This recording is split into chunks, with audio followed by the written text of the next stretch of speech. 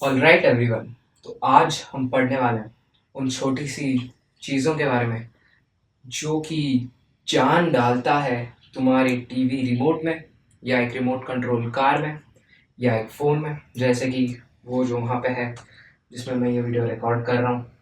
ठीक है, तो आज हम उसके बारे में पढ़ने वाले हैं, specifications of a cell.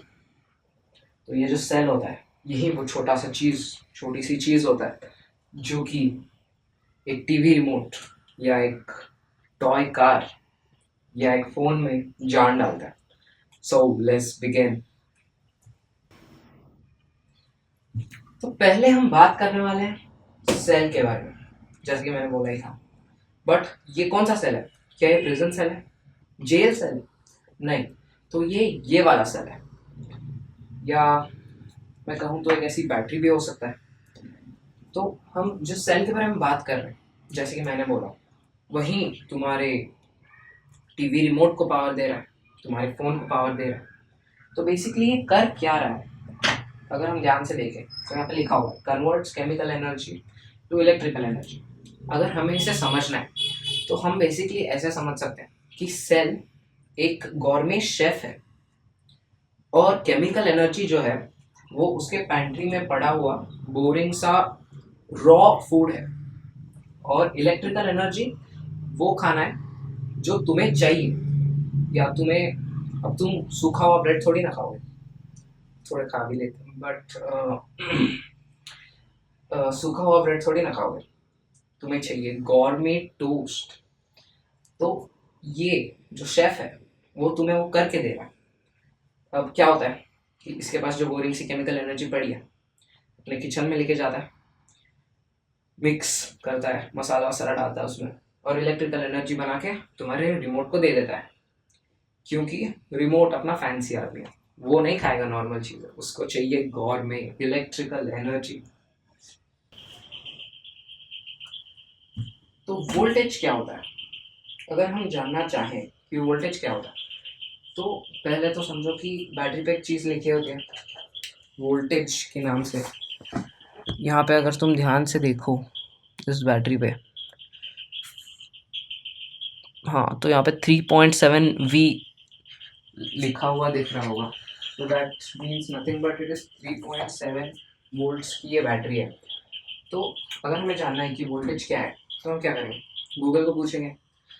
Google ने बताया कि voltage is nothing but the difference in electrical potential between two points. अब डिफरेंस इन पोटेंशियल या पोटेंशियल डिफरेंस को हम कैसे बोल सकते हैं?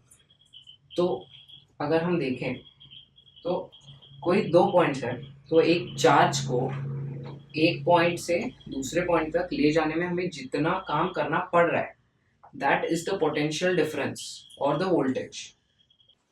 अब हम करंट के बारे में पढ़ेंगे। करंट, तो करंट क्या होता है? Current is basically the rate of flow of electrons या चार्ज। चार्ज हम अगर हम कंसिडर कर रहे हैं कि एक वायर है, उसमें कुछ चार्ज फ्लो कर रहा है, तो हम प्राइमरीली इलेक्ट्रॉन्स का फ्लो ही कंसिडर करते हैं, प्रोटॉन्स का नहीं करते कंसिडर।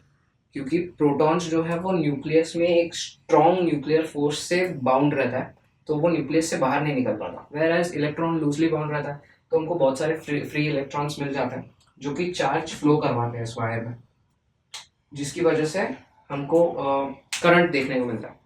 ओके, सो एम्प या एम्पियर, ये क्या होता है? तो अभी जस्ट हमने देखा या समझा कि करंट जो होता है it is the rate of flow of electrons या चार्ज। इलेक्ट्रॉन्स नहीं कहेंगे, correct definition would be charge. तो rate of flow of charge current होता है, और हमें करंट को मेजर भी तो करना है। मतलब समझो तुम एक हाईवे ओन करते हो, ठीक है, मतलब एक एक पार्ट ऑफ हाईवे है जो तुम ओन करते हो। अब तुम्हें लोगों पे टैक्स लगाना है या टोल लगाना है, तो तुम्हें पता चलना चाहिए कि यहाँ से कितनी गाड़ियाँ जा रही हैं। मतलब तुम सोचोगे कि अगर साल की एक दो गाड़ियाँ ही जा रही हैं तो तुम टोल बनाने में पैसा क्यों ही वेस्ट करोगे। तो इसलिए तुम क्या करोगे कि पहले मेजर करोगे कि कितनी गाड़ियाँ जा रही हैं। सो वहाँ पे हमें क्या काम आता है? वहाँ पे एम्पियर स्टेप्स हैं। तो अभी ये जो एम्पियर है ये एक काउंटर की तरह काम करेगा. इट काउंट्स कि कितना चार्ज फ्लो कर रहा है एक वायर के थ्रू पर सेकेंड. तो अगर हम देखें तो 1 एम्पियर जो होता है वो होता है 1 कूलम/1 सेकेंड. ठीक है, 1 एम्पियर इज 1 कूलम/1 सेकेंड. तो इट मीन्स कि 1 कूलम चार्ज जो है वो 1 सेकेंड में एक वायर के थ्रू फ्लो कर रहा है. अब 1 कूलम कितना होता है, तो अगर हम इसके बारे में जाने तो अगर हम फ्लो ऑफ इलेक्ट्रॉन्स के बारे में कंसिडर कर रहे हैं तो it is 6.24 into 10⁻18 electrons flow करते हैं 1 सेकेंड में. अगर हम 1 एम्पियर कंसिडर करें किसी चीज़ का तो it is 6.24 into 10⁻18 electrons flowing through that wire per second. That is so crazy right कि 6 क्विंटिलियन इलेक्ट्रॉन्स जो है वो फ्लो कर रहे हैं. Terminal potential difference. अगर हमें टर्मिनल पोटेंशियल डिफरेंस को बहुत जल्दी से समझना है, हम एक एग्जांपल ले सकते हैं कि हम जो टेक्स्ट बुक में न्यूमेरिकल सॉल्व करते हैं उसमें हम बहुत सारी चीज़ों को निगलेक्ट करते हैं, जैसे कि एयर रेजिस्टेंस, फ्रिक्शन. बट जब वो चीज़ हम एक्चुअल में करते हैं, जो चीज़ न्यूमेरिकल में बोली गई, तब रियल लाइफ में फ्रिक्शन या एयर रेजिस्टेंस जो है उनका कुछ ना कुछ इफेक्ट तो पड़ता है. ऐसे सेम चीज़ बैटरी के साथ भी होती है. टर्मिनल पोटेंशियल डिफरेंस में हम ये देख सकते हैं. तो अगर किसी बैटरी पे लिखा हुआ है कि वो 3.7 वोल्ट्स की बैटरी है, तो वो क्या है, दैट इज इट्स EMF यानी कि electromotive force, the maximum energy per unit charge. वो मैक्सिमम है. बट रियल लाइफ एप्लीकेशंस में बैटरी के अंदर कुछ ना कुछ इंटरनल रेजिस्टेंस होगा जिसकी वजह से वो जो उसका वोल्टेज है वो थोड़ा सा कम हो जाएगा, due to which the terminal potential difference हमें बताता है. टर्मिनल पोटेंशियल डिफरेंस हमें बताता है कि एक्चुअल वोल्टेज क्या है. तो जब हम कोई 2 टर्मिनल लेंगे और उनके बीच में का डिफरेंस मेजर करेंगे एक बैटरी के, तब हमें उसका टर्मिनल पोटेंशियल डिफरेंस पता चलेगा. मतलब जहाँ से एक्चुअली जो करंट फ्लो हो रहा है, मतलब जहाँ पे हम वायर्स अटैच करते हैं बैटरी के, लाइक फॉर एग्जांपल ये जो बैटरी है इसका ये साइड एक टर्मिनल है, ये साइड एक टर्मिनल है. तो जब हम एक मल्टीमीटर से इन दोनों का पोटेंशियल डिफरेंस चेक करेंगे तब हमें टर्मिनल पोटेंशियल डिफरेंस मिलेगा. तो वैट क्या होता है? वैट इज नथिंग बट ऐसा यूनिट ऑफ पावर, मतलब द एनर्जी कंज्यूम्ड या सप्लाइड टू अ बॉडी या थिंग, कैसे बोलेंगे, in a particular amount of time. इसका सिंबल होता है W.